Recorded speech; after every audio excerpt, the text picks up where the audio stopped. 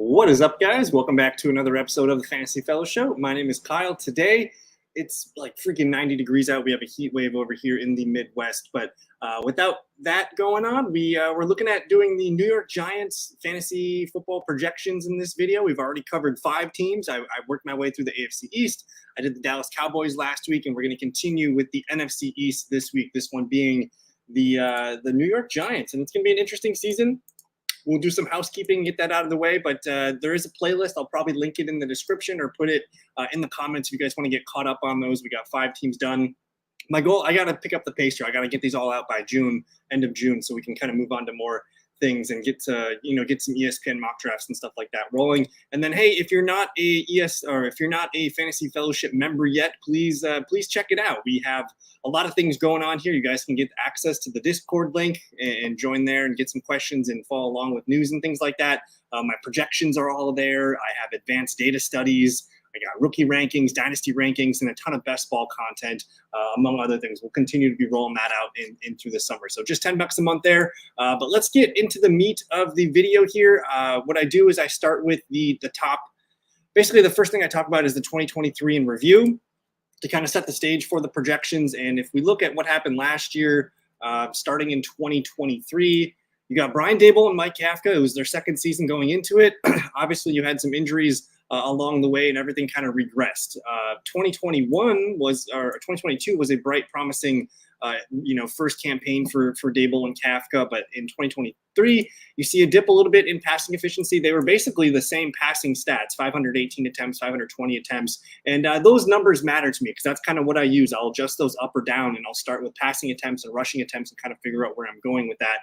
But they did take a step back last year in terms of efficiency, with passing the ball down a little bit in YPA, passing touchdowns 17 down to 15, interceptions ballooned a little bit here, and then the rushing efficiency also went down dramatically. In 2022, up at 4.84 yards per carry down to 4.13, and the big number was 21 rushing touchdowns down to 10 rushing touchdowns. So just significant amount of yards less, almost 600, 700 yards less, a lot less rushing attempts, and a lot of that has to do with Daniel Jones being hurt last year. Tyrod, Tommy DeVito, Danny Jones all saw time. They kind of split it, in thirds. Each guy kind of saw about 6 or 7 games, and none of it really mattered.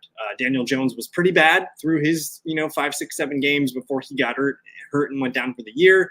He was running the ball fine, not a lot of rushing touchdowns, but his touchdown interception ratio was pretty bad, just was not playing well. But he was, completing the ball at a 67% clip, which would have been a nice, number had he continued to stay on the field. But his YPA was also one of the worst of his career. So huge drop off. Just splitting it between Taylor, DeVito, and Daniel Jones. Obviously, Saquon Barkley was fine, under 4 yards per carry. He was still a decent receiving threat and did get the majority of the volume here. But, outside of Saquon Barkley, this offense was nothing. Darren Waller was injured for most of the year. Darius Slayton, Wan'Dale Robinson all kind of traded off, Weeks being the main receiving target. And then they didn't really get anything out of Hyatt, Hodgins, Campbell, or Shepard. So it was pretty much another lost year. And heading into 2024, we're going to see if Daniel Jones has anything left in the tank. Otherwise, we're going to be looking at Drew Lock at the end of the year and maybe some other, future draft picks going on forward. So 2023, we'll chalk that up to just unfortunate luck with the Daniel Jones injury. The team played with a little bit of spunk in the middle of the season with Tommy DeVito, but it was pretty much a lost season. They went 6-11, and hopefully they can improve upon that. And maybe Daniel Jones is the guy. Maybe Drew Lock can provide some excitement. But I think the odds are that neither of those guys are the starting quarterback next year. But that's enough on 2023. Let's look at the QBs, the QB options for 2024. It's going to be Daniel Jones and Drew Lock. I don't have a third QB projected here, but I did give Drew Lock about 3 or 4 games. We'll see how long Daniel Jones can keep the job for. I'm willing to move that number up if Drew Lock's looking good in training camp in the preseason. But for now, I got about 12 games about 13 games for Daniel Jones, 4 games for Drew Lock. I've got Daniel Jones kind of at that 67% completion that he's been at the last couple seasons. And my attempts came out a little bit sharper than the 518 and the 520 that we saw the last 2 seasons. I think they have better passing weapons. You've got Malik Nabers. You got a healthy Wan'Dale Robinson, Darius Slayton, year 2, Jalen Hyatt. You also got some good receiving backs on the roster. No Darren Waller on this one, so it'll be tight end by committee. But I'm leaning into maybe throwing the ball a little bit more. No Saquon Barkley.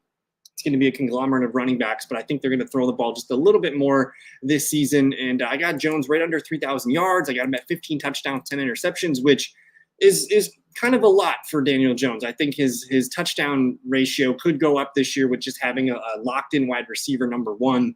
This team has not had a number one wide receiver in a long time, since Odell's prime season. So having Malik Nabers, I think, one, it helps Daniel Jones and his efficiency. It helps his touchdown numbers. It helps the interceptions go down. It also helps his YPA go up as he's completing more passes. So I'm seeing increases there, but I still don't think he's the guy. They're just not going to win a lot of games.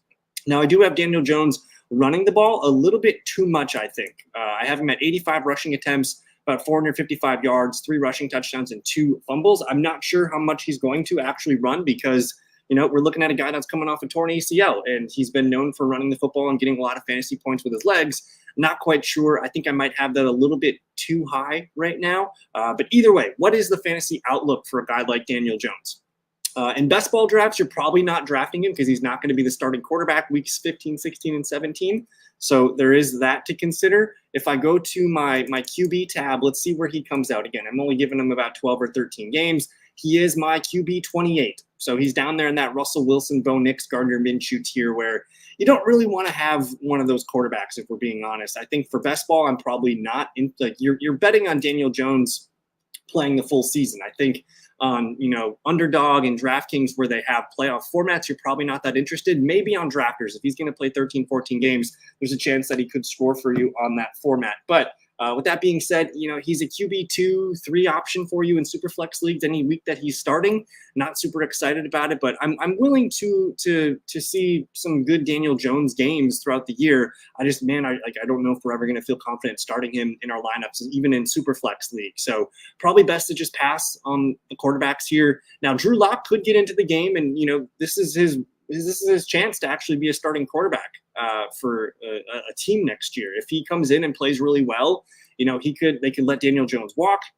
They could go into next season with Drew Lock and maybe a rookie quarterback competing for that spot. So a lot to prove out of Drew Lock. I have him again playing 4 games, about 715 yards, 5 touchdowns, 3 picks. I think he's a guy that the team could kind of gel around and have, if Daniel Jones is going down, say they're 4-8, something like that, and Drew Lock could come in and maybe win two out of 5 games to finish the year, something like that. So keep an eye on that. But overall, I don't think this is a quarterback situation you want to be invested in heavily, unless it's a steal, at the end of your Superflex league or something like that. But we'll move on. Either way, I don't think either of these QBs is the starting guy next year. Maybe Drew Lock. But we'll talk about the running backs next.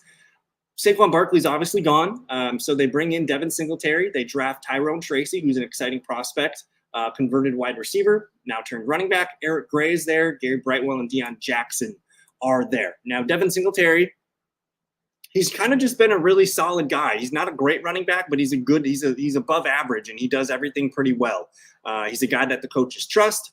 He's also a guy that's been in the Brian Daboll system back at Buffalo, so you kind of like that. I do expect Singletary to be the leading volume running back in this offense. I have him at about 225 rushing attempts, 945 rushing yards, 6 rushing touchdowns, and then 31 receptions on 40 targets, about 205 receiving yards. He's not he's a fine receiving back. He doesn't add a lot of value to those touches. I think he's a guy that can be trusted a little bit in third down and pass pro and stuff like that. But the backup's going to be coming hard for that third down role. It does sound like Tyrone Tracy has been impressing in mini camps and OTAs. I have him at 40 targets, 29 receptions, 225 yards, and 2 receiving touchdowns. He is an electric playmaker as a receiver. So if his pass blocking is looking good in July and August, I think there's going to be a really good path for him being the third down back, 2-minute drill kind of guy, and just soaking up a lot of those short area targets, because that's a valuable role in any offense, not alone just even the Giants offense, but it's a very valuable skill set. He's also an up-and-coming running back, too. He didn't have a lot of time playing running back at Purdue. He was a receiver at Iowa for a couple of years, transferred to Purdue, and he had a decent season. He wasn't the lead back at Purdue, but he did show enough things to get him drafted as a running back. So I have him as the number 2 running back here, 85 rushing attempts, almost 400 rushing yards, 2 touchdowns. I think he's just better than Eric Gray. We haven't seen anything out of Eric Gray. I think for 2 seasons, maybe he was a rookie last year. I can't remember, but Eric Gray just didn't really do much for us. And I think that training camp battle is going to be quickly won by Tyrone Tracy. Now, if Eric Gray wins it, I still think there's room for Tyrone Tracy to have some kind of a third down passing down role. So I'm not really interested in Eric Gray. If Singletary goes down, you're probably looking at a committee back between Tracy and Gray anyways. I don't think Tracy's a guy that's just going to come in and get 20 touches per game. He's more of a guy that you want to, dump off 4 or 5 targets to and give him, 6, 7, 8 runs per game. So that's where we're at with Tyrone Tracy. I'm willing to be wrong on Eric Gray. I have him slated for a few attempts and receptions and some targets and things like that. And then I just don't think Gary Brightwell or Deion Jackson are going to be much of anything in this offense. But Deion Jackson has been a decent receiving back for a few seasons. But let's look at where I have these running backs in terms of full PPR amongst their peers. So we'll see here. I do have Devin Singletary as RB26. So right between Tony Pollard, Zamir White, Tajay Spears, kind of in that role where he can be a fringe RB2 for you. I think, starting week 1, you probably leave him out there just because, again, Tyrone Tracy's an unproven guy. He's going to have to slowly earn his work as he goes forward. And I just don't think Eric Gray's any much of a threat to steal a lot of touches from Singletary. So you're probably looking at a guy that's going to run the ball, 13, 14, 15 times per game, 2-3 targets per game. It's not going to be a lot of high value touches in that offense, but I do think if you want to play a high volume, low draft pick ADP kind of guy, Singletary is fine as a 0 RB2 target, something like that. And then I do have Tyrone Tracy, RB46. So he's just a guy that could get more work as the season progresses and gets a chance to impress. We'll talk about the receivers next. That group is Malik Nabers, Wan'Dale Robinson, Darius Slayton, Jalen Hyatt, Isaiah McKenzie, and Isaiah Hodgins. I think there's a couple other guys trying to make the team, but for the most part, the only name you really need to know is Malik Nabers. He's the only one that's draftable, I think, in a redraft league and best ball leagues. You could maybe get fun with Wan'Dale Robinson and Darius Slayton and Jalen Hyatt, but those guys are more, secondary items in this offense. It's going to be all Malik Nabers. You don't draft a guy that high and make him, earn his number 1 receiver status. I think he's going to come out and be the number 1 target. I have him at 82 receptions, 130 targets, 965 yards, and 6 touchdowns. I feel like this is pretty low. I totally won't be surprised if he comes out and beats this number. But I'm trying to kind of just keep a level head with Malik Nabers. It's tough to draft rookies on bad teams with bad quarterback play, but he's a guy that can transcend that. I think he's a really damn good receiver. He's somewhere in that Jamar Chase, Jalen Waddle range of outcomes where he can be an alpha receiver at this level here. So where he's being drafted right now in best ball, I'm a little bit uncomfortable. He's an early 3rd round pick, an underdog, or DraftKings or drafters, wherever you are playing. And I do like him more in full PPR because I think he's going to be a guy that soaks up 4, 5, 6 catches per game. So I'm very much into him. He does look better to me as a wide receiver 3 than a wide receiver 2 on your roster, again, just because of the quarterback play and just the status of the Giants offense. But I do want to be getting Malik Nabers shares when I can. And then Wan'Dale Robinson's probably the number 2 target in this offense. He was a pretty decent option last year. He's just not a big play guy. They find ways to get him the ball quickly and in space and kind of let him do his thing. But I do think he'll be second on the team in receptions. That's 70 receptions for 95 targets, just under 700 yards and a few touchdowns. Darius Slayton should be the number 3, number 4 target. It's going to be him or Jalen Hyatt. And I like Slayton. He's been their top receiver for the last few seasons now, but he's purely just like a best ball guy. I'm not drafting him in redraft leagues and risking getting a 0 in my starting lineup. So I think Nabers, Wan'Dale, those guys have some value in best ball. Not quite sure on Slayton and Hyatt as late round darts, but maybe Hyatt takes a step forward this year too. Hopefully they can find more ways to get him in the slot, move around a little bit, and have some fun with his alignments and his speed. I've got him at 28 receptions, 50 targets, about 400 yards and 2 touchdowns. And then McKenzie, Hodgins, we're not really quite interested in those guys. So pretty simple for me. It's all about Malik Nabers in that 3rd, 4th round area. You can maybe tack on Wan'Dale. I'm probably not drafting Wan'Dale in redraft, Slayton or Hyatt in redraft, but these guys are purely late round best ball darts. Let's finish it up here with the tight end room. Of course, Darren Waller just recently retired. Now we're looking at a ragtag group of Daniel Bellinger, Theo Johnson, and Chris Manhertz. Theo Johnson was a fun, athletic profile draft pick in this year's draft. A lot of comps at NFL Network put him next to Jimmy Graham. So those are his measurables, his size and his speed are very Jimmy Graham-esque. He's a very raw player, though. He's going to take some time. I wouldn't be surprised if he has some moments this year. Now, Daniel Bellinger is the incumbent. He's also got an injury. I can't remember what it is, but he might be sidelined at the start of OTA or start of training camp. So we'll have to watch for that. I do think Bellinger is going to be the inside track to lead this tight end room, but I wouldn't be surprised if Theo Johnson works his way in more along the year. Either way, I'm not super excited to draft either of these guys. You can take a flyer on Bellinger or Theo Johnson with your last pick in best balls, but probably not interested. I want to, after week 1 or 2, we'll let the waiver wire tell us what's going on. So probably not drafting these guys, maybe a waiver wire pickup. And that's pretty much it. It's a quick video for this offense. We're not super excited, but I'll kind of recap here. Daniel Jones is he's a mid-range QB3 for me, a guy that you could use as a super flex QB2 or 3 and playing good matchup if he's playing well. I do expect Drew Lock to play at some point this season.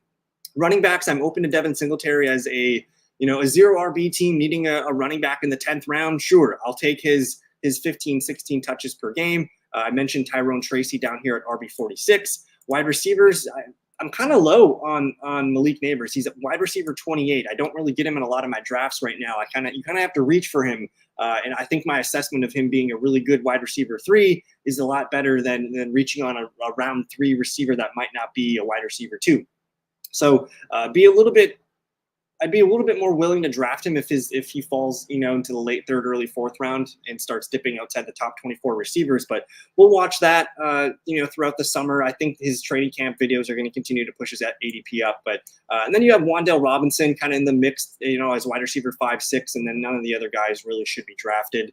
At tight end, real quick, I got Bellinger at tight end 33, Theo Johnson down here at tight end 47. It's just not really there for this offense. So overall, not super excited to draft Giants. I'm willing to draft Devin Singletary. I'm willing to draft Malik Nabers, assuming the ADP is right, and you can maybe take a shot at Wan'Dale Robinson.